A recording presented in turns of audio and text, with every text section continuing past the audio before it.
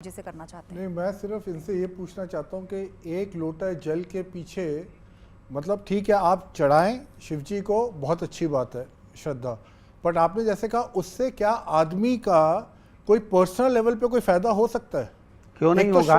कैसे? हाँ, जब आप एक लोटा जल लेकर अपने घर से निकल कर जाएंगे, जब एक लोटा जल लेकर आप अपने घर से निकल कर जा रहे हैं तो पूरे घर का जितना वास्तु केंद्र बिंदु है वो अपन मंदिर में जाते हैं, मंदिर में आरती होती है, पूजन होती है, घंटी बजती है, नगाड़े बजते हैं, उसकी पूरी तरंग जल के अंदर आ जाती है। उस जल का अपन 3 बार आचमन करते हैं, भगवान शिव का या मंदिर का जल का आचमन करते हैं, चरणामृत लेते हैं। क्यों लेते हैं? कि हमारे अंदर के पूरे ताप समाप्त हो जाए। उसी तरह जब हमारे घर का भरा हुआ एक लोटा जल मंदिर तक पहुंचता है तो हमारे घर की जो नेगेटिव ऊर्जा है उसको समाप्त करता है। वो एक लोटा जल ले जाकर कोई साइंटिफिक एविडेंस है कि आप अगर जल चढ़ाते हैं वो जो जल है वो नेगेटिविटी घर की कंज्यूम कर लेता है और ऐसी चीज़ें होती हैं? ये बातें सुनने में तो बहुत अच्छी लगती है और मैं भी चाहूँगा ये सब हो, पर सवाल है वास्तु अपने आप में साइंस नहीं है, जबकि हम कहते हैं वो बात अलग है।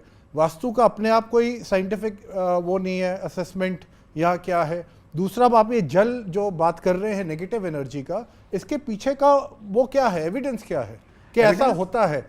ये तो नहीं तो कहानियां हो गई एक तरह से, देखिए, और श्रद्धा तक की बात रह गई। अश्रद्धा नहीं, श्रद्धा का विषय है। अगर जल तत्व नहीं होता, जल तत्व अगर इस पृथ्वी पर नहीं होता तो मनुष्य देह का धारण करना ही बेकार हो जाता।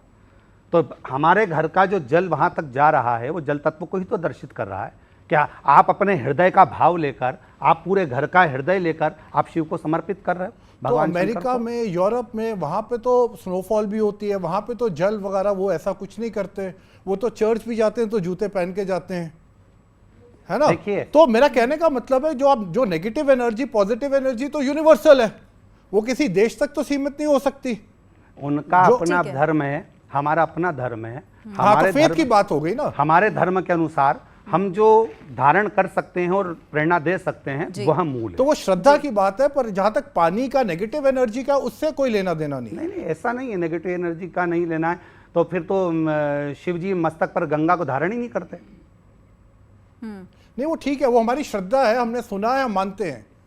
बट एक बार जनता का भी ओपिनियन ले लेते हैं। हमारे साथ जवाद जी भी जुड़े हुए हैं, उनका भी हम सवाल लेंगे, लेकिन कुछ जनता मुझे लग रहा है कि काफी क्यूरियस है। अंशिका।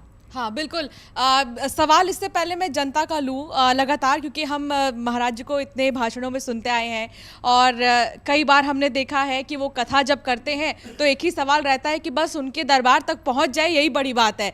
ऐसे में इससे रिलेटेड एक सवाल है यहाँ पर, मैं ज़रूर वो लेके जाना चाहूँगी। आपका सवाल था।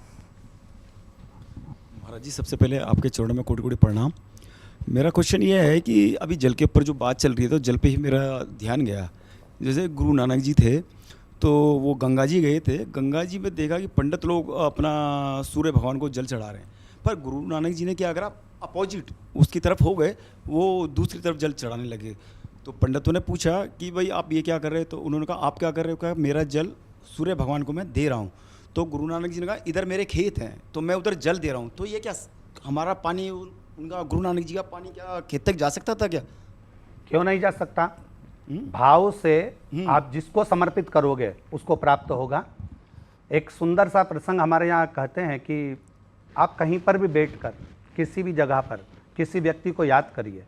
कुछ समय, ये तो मोबाइल और फ़ोन तो आज हो गए, परंतु पहले बाप और बेटी का संबंध ऐसा होता था कि बेटी बाप को याद करती थी और बाप पत्र लिखकर भेज देता था कि मेरे को मेरी बेटी की याद आ रही है। तो दिल की जो तरंग होती है वो वहाँ तक पहुँचा देती है।